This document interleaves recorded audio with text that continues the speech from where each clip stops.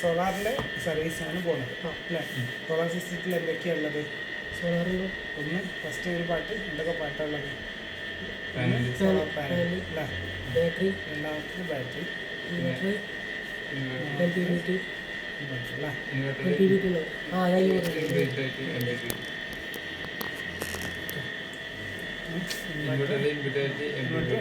ഉണ്ട് അല്ലേ? ഇതിൽ ഏത് ഭാഗത്തെ കംപ്ലൈൻറ്റ് ഉണ്ടെങ്കിലും പ്രശ്നം വരാം. ഓക്കെ, പാനൽ എങ്ങനെ നമ്മൾ ചെക്ക് ചെയ്യും? പ്രോപ്പർ വോൾട്ടേജ് വരുമ്പോൾ ചെക്ക് ചെയ്യാം. ഔട്ട്പുട്ട് വോൾട്ടേജ് മാത്രം നോക്കിയാലേ ഓക്കെ ആവുമോ? വാട്ട് എത്ര ശരിക്കും അല്ല, വാട്ട് എങ്ങനെ ചെക്ക് ചെയ്യും? നമ്മുടെ കയ്യിലുള്ളത് ക്ലമേറ്റർ ആണല്ലോ. എങ്ങനെയാണ് ചെക്ക് ചെയ്യുക? പക്ഷേ പാനൽ വെച്ചാൽ 2 പാനൽ സീരീസ് ആണെങ്കിൽ അതിൻ്റെ ഇടയ്ക്ക് ഇവിടെ ജോയിൻറ്റ് വരുന്നുണ്ട്, ഇവിടെ ജോയിൻറ്റ് വരുന്നുണ്ട്, ഇവിടെ ജോയിൻറ്റ് വരുന്നുണ്ട്, പിന്നെ വയർ ലെങ്ത്തിൽ വരുന്നുണ്ട് അല്ലേ?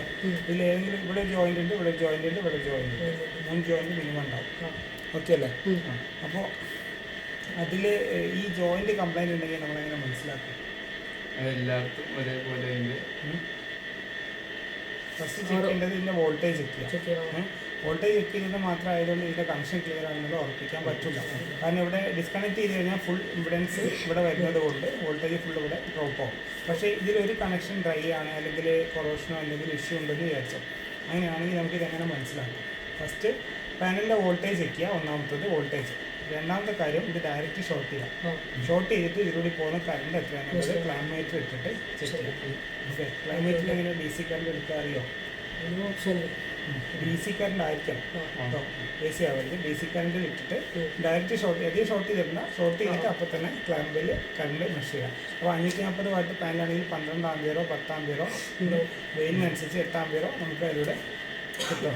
8 ആംപിയർ പോകുന്നുണ്ടെങ്കിൽ അതിൻ്റെ മീനിങ് ജോയിൻ്റ് ഒക്കെ ഏകദേശം ഓക്കെ. ഡ്രൈ ആണെങ്കിൽ ഇത്രയും കറണ്ട് പോകില്ല, 1 ആംപിയറോ മില്ലി ആംപിയറോ ഒക്കെ പോകും എന്തെങ്കിലും ഇഷ്യൂസ് ഉണ്ടെങ്കിൽ. അപ്പോൾ വോൾട്ടേജ് കാണിക്കും, അതാണ് പ്രശ്നം. അപ്പോൾ ഇങ്ങനെയാണ് പാനൽ ചെക്ക് ചെയ്യുന്നത്. ഓക്കെ അല്ലേ പറഞ്ഞേ? രണ്ടാമത് ബാറ്ററി. 24 വോൾട്ട് സിസ്റ്റമാണ്, 2 കിലോവാട്ട് ആണ്. അപ്പോൾ ഓരോ ബാറ്ററിൻ്റെ അക്രോസ് ടോട്ടൽ 24 വോൾട്ട് ഉണ്ടോ എന്നുള്ളത് ചെക്ക് ചെയ്യാം. സെപ്പറേറ്റ് ബാറ്ററീൻ്റെ വോൾട്ടേജും ചെക്ക് ചെയ്യാം. സെപ്പറേറ്റ് ബാറ്ററീൻ്റെ വോൾട്ടേജും കൂടെ ചെക്ക് ചെയ്യണം. കാരണം ഒരു ബാറ്ററി കംപ്ലൈൻറ്റ് ഉണ്ടെങ്കിൽ ഒരു പക്ഷേ ഡ്രൈ ആണെന്നായിരിക്കും അതിൻ്റെ വോൾട്ടേജ് കൂടുതലായിരിക്കും. ചാർജിങ് ടൈമിൽ ഒരു ബാറ്ററി ഡ്രൈ ആണെങ്കിൽ അതുകൊണ്ട് നിങ്ങൾ അഴിക്കുന്നതിന് മുമ്പ്, സിസ്റ്റം മൊത്തത്തിൽ അഴിക്കുന്നതിന് മുമ്പ് ആദ്യം ചെക്കിങ് ഒക്കെ ചെയ്യും കേട്ടോ. ഒരു ബാറ്ററി ഇഷ്യൂ ഉണ്ടെങ്കിൽ ആ ബാറ്ററിൻ്റെ അക്രോസ് ഓവർ വോൾട്ടേജ് വരാൻ ചാൻസ് ഉണ്ട്, ഇനി തീരെ കുറഞ്ഞു പോകാനും ചാൻസ് ഉണ്ട് കേട്ടോ. അപ്പോൾ 2 ചാൻസും ഉണ്ട്. നമ്മൾ ആദ്യം ബാറ്ററി ചാർജിങ് ടൈമിലാണെങ്കിൽ ബാറ്ററി കേടാണെങ്കിൽ ആ ബാറ്ററിൻ്റെ അക്രോസ് വോൾട്ടേജ് കൂടുതലായിരിക്കും. അത് സമയത്ത് ലോഡിങ് മോഡിലാണെങ്കിൽ, ബാറ്ററിയിൽ നിന്ന് ഡിസ്ചാർജ് ചെയ്യുന്ന മോഡിലാണെങ്കിൽ ഒരു ബാറ്ററി കംപ്ലൈൻ്റ് ആണെങ്കിൽ കംപ്ലൈൻ്റ് ഉള്ള ബാറ്ററിൻ്റെ വോൾട്ടേജ് ലോ ആയിരിക്കും. ഇങ്ങനെയാണ് നമ്മൾ ബാറ്ററി ചെക്ക് ചെയ്യേണ്ടത്. ഓക്കെ, പിന്നെ അതുപോലെ തന്നെ ബാറ്ററിയിൽ എല്ലാത്തിനും വെള്ളത്തിൻ്റെ ലെവൽ ഓക്കെ ആണോ എന്നുള്ള, വാട്ടർ ലെവൽ ഓക്കെ ആണോ എന്നുള്ള ചെക്ക് ചെയ്യാം. ഇത്രയും കാര്യങ്ങളൊക്കെ നിങ്ങൾ ആദ്യം ചെക്ക് ചെയ്യാം. ഓക്കെ, ഇനി ഇൻവെർട്ടറിലെ ഡിസ്പ്ലേ കാര്യങ്ങൾ ഫുള്ള് ഒരു സർക്കിൾ ഓരോ കാര്യങ്ങളും ഒന്ന് സെർച്ച് ചെയ്ത് നോക്കിയിട്ട് അതെല്ലാം നിങ്ങൾ മനസ്സിലാകുന്നുണ്ടോ ഓക്കെ ആണോ എന്നുള്ളത് നോക്കാം കേട്ടോ. അപ്പോൾ ബാറ്ററി ഇപ്പോൾ ലോ എന്നാണ് അവർ പറഞ്ഞ കണ്ടീഷൻ പറയുന്നത്, എന്തുകൊണ്ടാണെന്നുള്ളത് നോക്കണം എന്തായാലും കേട്ടോ. അപ്പോൾ പിന്നെ ഇൻവെർട്ടറിൻ്റെ ഫ്രണ്ടിലെ സ്വിച്ച് ഓൺ ആകുമ്പോഴാണ് ഇൻവെർട്ടർ വർക്ക് ചെയ്യുക. ഓഫ് ആണെങ്കിൽ നേരെ ബൈപ്പാസ് മോഡാണ് കേട്ടോ. എന്താണോ KCB ഇൻപുട്ട് വരുന്നത് നേരെ ലോഡിൽ വരും ഓഫ് ആണെങ്കിൽ. ഓണാക്കി വരുമ്പോൾ ആ രീതിയിലുള്ള ആ പാരാമീറ്റേഴ്സ് ഒക്കെ ഡിസ്പ്ലേയിൽ വരുള്ളൂ കേട്ടോ. ഇത്രയും കാര്യങ്ങൾ ചെക്ക് ചെയ്യാം. പിന്നെ ഇനി ഡിസ്കണക്ട് ചെയ്യുന്ന രീതി ഫസ്റ്റ് ചെയ്യേണ്ടത് ഒന്ന് പാനൽ ഡിസ്കണക്ട് ചെയ്യാം. രണ്ടാമത്തെ കാര്യം KCB ഡിസ്കണക്ട് ചെയ്യുന്നതിന് മുമ്പ് മെയിൻ സ്വിച്ച് ഓഫ് ചെയ്യാം. എന്നിട്ട് KCB ലൈൻ ഡിസ്കണക്ട് ചെയ്യാം. ഇൻവെർട്ടറിലേക്കുള്ള ലൈൻ ഡിസ്കണക്ട് ചെയ്യാം. മെയിൻ സ്വിച്ച് ഓഫ് ചെയ്തിട്ടേ ചെയ്യാൻ പറ്റും. ഓക്കെ, അപ്പോൾ KCB ഓഫ് ചെയ്തു, പാനലും ഡിസ്കണക്ട് ചെയ്തു. അതിനുശേഷം മൂന്നാമത്തേതായിട്ട് ബാറ്ററി ഡിസ്കണക്ട് ചെയ്യാം. ബാറ്ററി ഡിസ്കണക്ട് ചെയ്യുമ്പോൾ സെൻട്രലുള്ള ജോയിൻ്റ് ഒന്നും അഴിക്കേണ്ട കാര്യമില്ല, 2 അറ്റം മാത്രം. 24 ആകുമ്പോൾ പ്ലസും മൈനസും മാത്രം ഡിസ്കണക്ട് ചെയ്യാം കേട്ടോ. ഇത്രയും കഴിഞ്ഞിട്ടാണ് ഇൻവെർട്ടർ റീപ്ലേസ് ചെയ്യേണ്ടത്. റീപ്ലേസ് ചെയ്യുമ്പോൾ ഫസ്റ്റ് ബാറ്ററി കണക്ട് ചെയ്യാം. ഓക്കെ, ബാറ്ററി കണക്ട് ചെയ്യാം. സീരീസ് ആവും. സീരീസ് ആണ് 24 ആകുമ്പോൾ സീരീസ് ഫസ്റ്റ്. അതുപോലെ തന്നെ ബാറ്ററി കണക്ട് ചെയ്യുന്ന സമയത്ത് ഒറ്റയടിക്ക് 24 കൊണ്ട് കണക്ട് ചെയ്ത് ആദ്യം മൈനസ് കണക്ട് ചെയ്തിട്ട് ഫസ്റ്റ് ബാറ്ററിയിലേക്ക് അതിന് ജസ്റ്റ് തൊടുക അമർത്തി തൊടുക, അപ്പോൾ ഒരു സ്പാർക്ക് ഉണ്ടാവും. അതിനുശേഷം എടുത്തിട്ട് പെട്ടെന്ന് തന്നെ 1 സെക്കൻഡിനുള്ളിൽ രണ്ടാമത്തെ ബാറ്ററിയിലേക്ക് ടച്ച് ചെയ്യാം.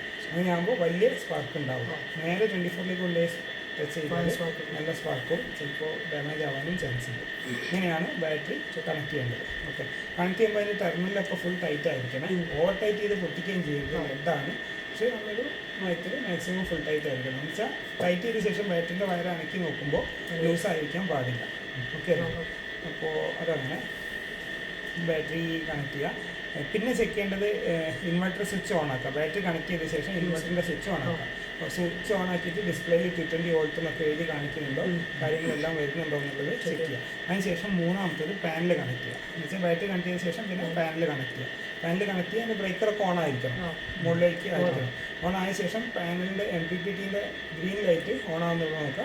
അപ്പോൾ പാനലിനെ ബൂസ്റ്റ് ചെയ്ത് ചാർജ് ചെയ്യുന്നുണ്ടാവണം. എന്ന് വെച്ചാൽ പാനലിന് ഷോർട്ട് ചെയ്താലും 10 ആമ്പിയറൊക്കെ വരുള്ളൂ, 12 ആമ്പിയറൊക്കെ വരുള്ളൂ. പക്ഷേ ബൂസ്റ്റ് ചെയ്യുന്ന സമയത്ത് അത് 20 ആമ്പിയർ 30 ആമ്പിയറിലേക്കൊക്കെ വരും, 30 ആമ്പിയറിലേക്കൊക്കെ വരണം. അപ്പോൾ അതിനില്ലെങ്കിൽ ഇഷ്യൂ ആണ് കേട്ടോ. അപ്പോൾ അങ്ങനെ കാര്യങ്ങൾ ഓരോ പാർട്ട് ബൈ പാർട്ട് ചെക്ക് ചെയ്യാം. പാനൽ ഓക്കെ നമ്മളിവിടെ ചെക്ക് ഡിസ്പ്ലേ കാണിക്കൂലേ? ഡിസ്പ്ലേയിൽ കാണിക്കും. അപ്പോൾ പാനൽ ഓക്കെ ആണെന്നുണ്ടെങ്കിൽ ഇങ്ങനെ ഷോർട്ട് ചെയ്ത് ചെക്ക് ചെയ്യുമ്പോൾ മനസ്സിലാവും. പിന്നെ MPPT സെക്ഷൻ ഓക്കെ ആണെന്ന് നോക്കണം. ഇൻവെർട്ടർ മോഡ് ആണെങ്കിൽ തൊട്ട് മുമ്പ് ബാറ്ററി കണക്ട് ചെയ്ത ഉടനെ ഇൻവെർട്ടർ ഓൺ ആക്കിയിട്ട് നമ്മൾ ഡിസ്പ്ലേയിൽ വോൾട്ടേജ് ഉണ്ടോ എന്ന് റീഡ് ചെയ്താൽ തന്നെ വോൾട്ടേജ് ഉണ്ടെങ്കിൽ അതിൽ കാണിക്കുള്ളൂ. അപ്പോൾ അത് ഇൻവെർട്ടർ മോഡ് വർക്കിംഗ് ആവും, ചെക്കിംഗ് ആവും. അതുപോലെ സോളാർ പാനൽ കണക്ട് ചെയ്തിട്ട് MPPT വർക്കിംഗ് ആണോ എന്നുള്ളത് ചെക്ക് ചെയ്യുക. അതിനുശേഷം KCBൻ്റെ വയർ കണക്ട് ചെയ്യുക. എന്നിട്ട് മെയിൻ സ്വിച്ച് ഓൺ ആക്കുക. അതാണ് അതിൻ്റെ പ്രൊസീജിയർ. പിന്നെ ഫസ്റ്റ് ഇത് കംപ്ലൈൻറ്റ് ചെയ്യുമ്പോൾ തന്നെ ആദ്യം തന്നെ ഒരു ഫുൾ സൈക്കിൾ ഒരു വീഡിയോ റെക്കോർഡ് ചെയ്തേക്കാം. ഒരു പോയിന്റ് തുടങ്ങി അടുത്ത ഇൻവെർട്ടറിൻ്റെ പാരാമീറ്റേഴ്സും കാണിക്കണം, അതിനുശേഷം MPPTൻ്റെ പാരാമീറ്റേഴ്സ് കാണിക്കണം. എന്നിട്ട് വീണ്ടും അടുത്ത പോയിന്റ് എത്ര എത്തുന്നവരെ റെക്കോർഡ് ചെയ്തേക്കാം കേട്ടോ. ഇത്രയും കാര്യങ്ങളാണുള്ളത്. പിന്നെ സർവീസ് റിപ്പോർട്ട് എഴുതിയിട്ടാണ് വരുന്നത്. അതിൽ എന്തുകൊണ്ട് കേടായി എന്നുള്ളത് നിങ്ങൾക്ക് മനസ്സിലാക്കാൻ പറ്റുമെന്നുള്ളത് നോക്കുക. എന്തെങ്കിലും ഇഷ്യൂസ് ഉണ്ടെന്നുള്ളത് അവിടെ നോക്കിയ ശേഷം നമുക്ക് നോക്കാം. ഇത് ഓഫീസിലേക്ക് വിളിച്ച് എന്നെ വിളിച്ചിട്ട് ഡിസ്കസ് ചെയ്ത ശേഷം വേണം റിപ്പോർട്ട് എഴുതിയിട്ട് വരാം കേട്ടോ. അഥവാ കസ്റ്റമർ സൈഡിലുള്ള ഇഷ്യൂ ആണെങ്കിൽ അതൊരു സർവീസ് ചാർജ് വരണം. 1900-2000 രൂപ സർവീസ് ചാർജ് ഇട്ടിട്ടേ വരാൻ പാടുള്ളൂ കേട്ടോ. അതിൻ്റെ ചെയ്യുന്നത് ഓക്കെ അല്ലേ പറഞ്ഞു?